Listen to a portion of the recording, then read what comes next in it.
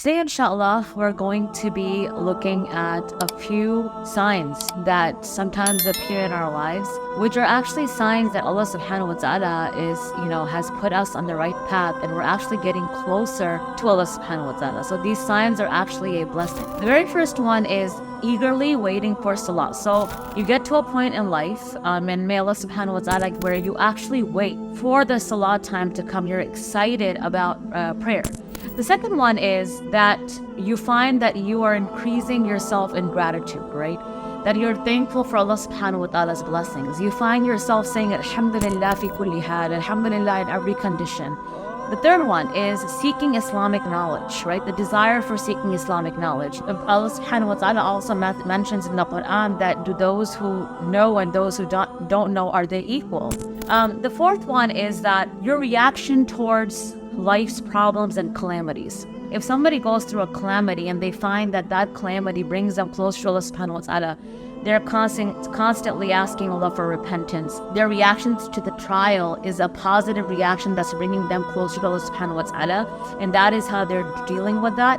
That is a sign that Allah subhanahu wa ta'ala is bringing that individual closer.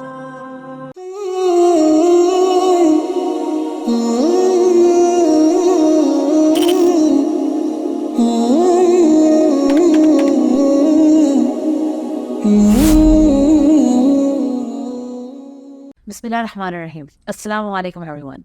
Today, inshallah, we're going to be looking at a few signs that sometimes appear in our lives, which are actually signs that Allah subhanahu wa ta'ala has put us on the right path and we're actually getting closer to Allah subhanahu wa ta'ala. So these signs are actually a blessing, and it also helps us understand and measure our connection with Allah subhanahu wa ta'ala.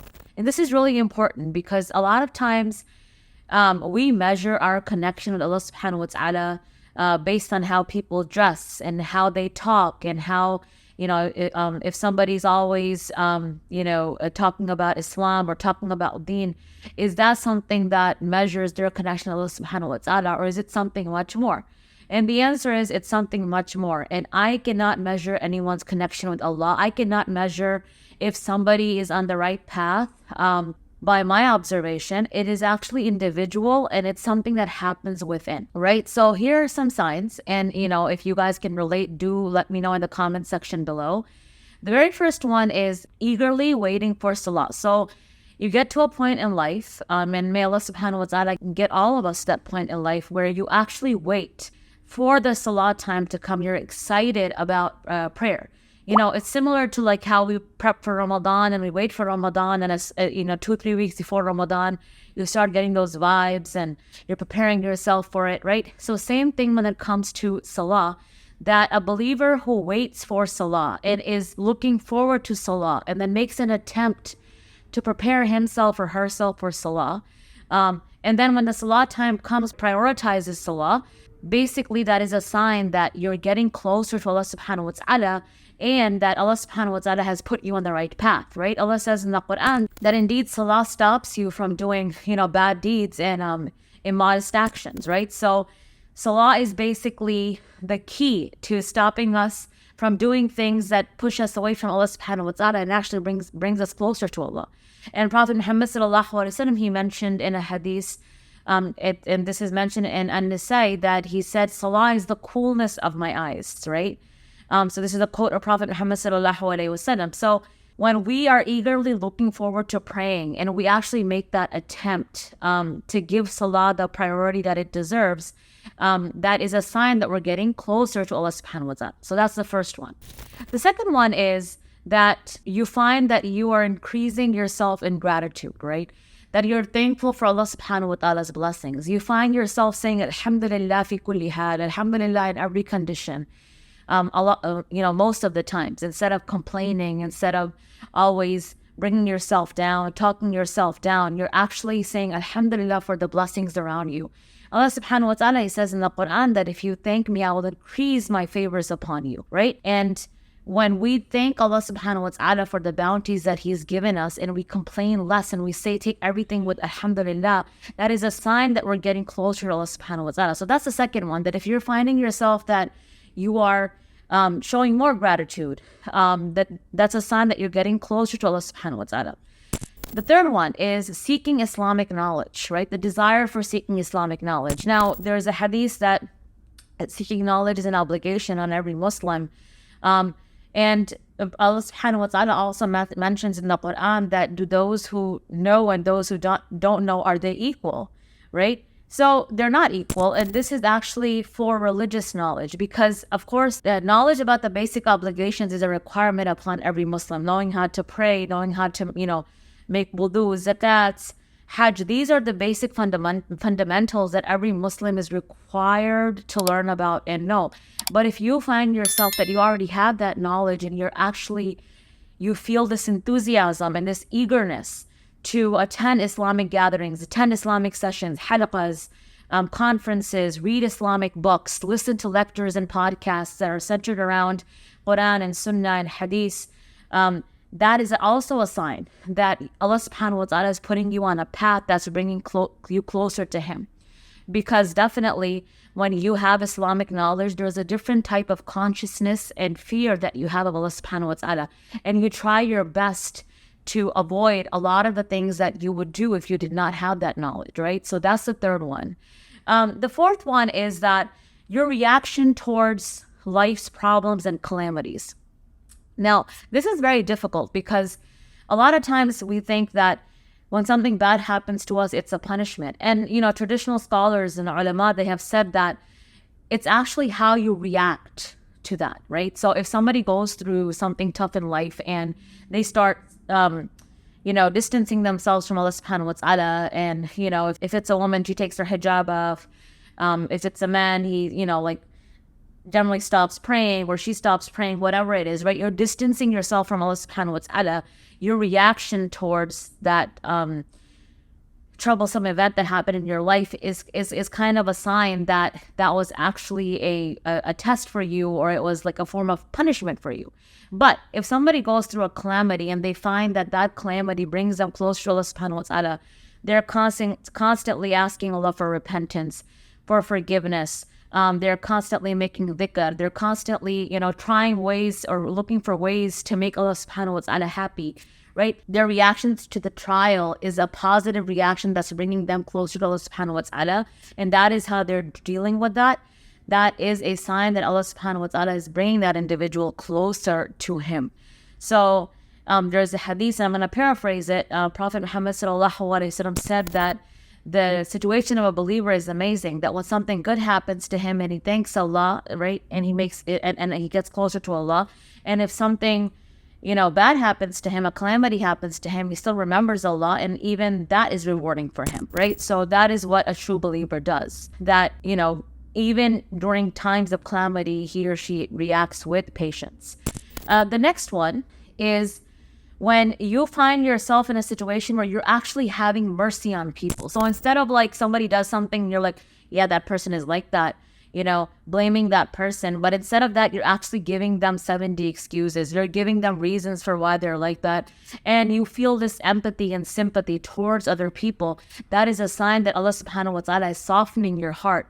And Prophet Muhammad sallallahu alaihi wasallam said that, if you have mercy, there's a hadith that if you have mercy on those on the earth, then the one in the sky, the one in the heavens, He has mercy upon you.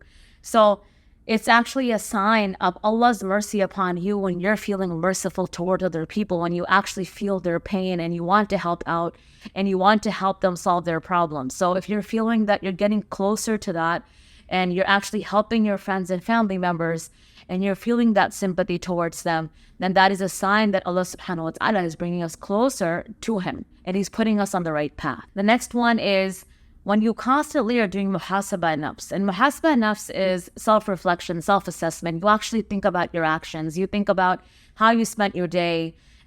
What did you do that could have possibly distanced yourself from Allah subhanahu wa ta'ala? What did you do to hurt somebody? What could you do better to become a better person, a better human being the next day? So self-reflection and self-assessment, it is, very important. And this is something that not many of us do, because human nature is when something bad happens, we're always blaming other people. We are always trying to look for excuses for ourselves and trying to look for ways on how we can throw that mistake on somebody else. But a sign of getting close to Allah subhanahu wa ta'ala is when you actually hold yourself accountable and you assess yourself and you assess your actions, right? And Prophet sallallahu alaihi wasallam has mentioned in a hadith, and this hadith is in Tirmidhi, that an intelligent person is the one that holds himself accountable and restrains himself from doing bad deeds, right? So that's a sign of intelligence. Intelligence is not throwing the entire mistake and blunder on somebody else and, trying to sneakily get out of it. It's actually that, okay, if this was my fault, how can I fix it? What can I do better? And sometimes it's not even something that you do to somebody else. Sometimes it's your own actions that and nobody calls you out on it, but you know that you did something wrong, right? So this was the 6th one. And the 7th and the last one is being content with life. Prophet Muhammad sallallahu alaihi wasallam said in a hadith that richness is not having a lot of material. That's not called being wealthy or rich. Being wealthy or rich is when you're content with what you have. In Surah Takathur, Allah subhanahu wa ta'ala mentions in the first ayah, Alhaakumut Takathur, that this competition of gaining more, right? It has diverted you from Allah subhanahu wa ta'ala. It has taken you away from Allah subhanahu wa ta'ala. Why? Because we live in this, world comparing ourselves with others. Our house should be like so-and-so, car should be like so-and-so, lifestyle should be like so-and-so, right? And when we're doing that, we're never content with ourselves and with what we have. And therefore, we don't thank Allah subhanahu wa ta'ala. We become ungrateful. We become jealous of others. And all of these traits that we end up adapting because we're not content with what we have, they actually lead us on a path that separates us from Allah subhanahu wa ta'ala. So the 7th and the last one is being content with what we have. Now, if you are in that position in life, alhamdulillah, where you are content with what you have and you don't compare yourself with others, and you're saying alhamdulillah for your situation, whether it's financial, emotional, however it is, then that is a sign that Allah subhanahu wa ta'ala is bringing you closer to Him. So these were the 7 signs. And I mentioned the hadith or a Quranic ayah for each of them, right? Now, this is something that we can actually work towards as well. This is not something that's just going to come to us naturally, right? Like if I don't try as a human being to change myself, and I don't find that there's any room for improvement in my character, then I'm never going to change. Then I'm not going to even get to this level. So the mindset should be that I always have to strive for the ihsan. I always have to strive for perfection and for the best. And as a believer, right, as a Muslim, we believe that only Allah subhanahu wa ta'ala is perfect. So there's no way that any of us can be perfect, but we have to struggle and we have to challenge ourselves and we have to strive for perfection, right? And if I feel that, no, I'm the best and there's nothing wrong with me and there's no room for improvement, then no change is going to happen and I'm not going to get closer to Allah subhanahu wa ta'ala. So it all boils down to that these are the 7 signs that today I shared with you guys that are actually signs that Allah subhanahu wa ta'ala is putting you on the right path. But in order to get to these signs, in order to attain these, it's important for us to figure out what we're lacking and how we can improve ourselves.